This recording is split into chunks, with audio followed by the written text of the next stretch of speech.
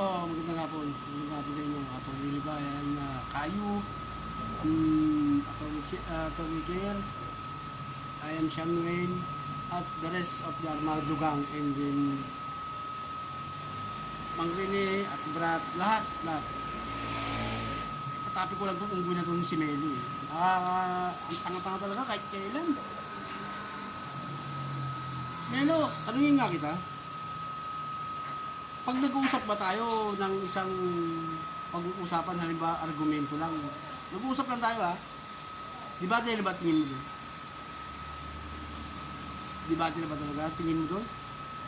Kasi lahat na lang kinausap po, puro ka debate, wala naman natatalo sa'yo eh, no?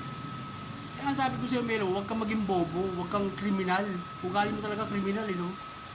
Paakyatin mo ako ulit sa live mo. Kung matigas ang ulo ko, mas matigas ang ulo mo, tanga. Hindi ka na tumigil sa AOSC. Hanggang ngayon, nandun ka pa rin. Motel pa rin ang gusto mo. Sagutin mo muna si Andrew. Sagutin mo kaming dalawa. Sagutin mo kaming dalawa kung nasaan yun. Dahil dalawa kaming aakyat sa live mo, okay? Aantayin kita hanggang mamaya.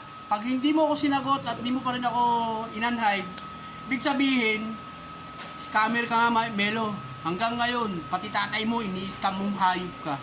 Totoo yung sinasabi ko, Melo, bobo ka pa rin. Hanggang ngayon, magsama na ulit kayo ng mga ampalaya, gago, tanga.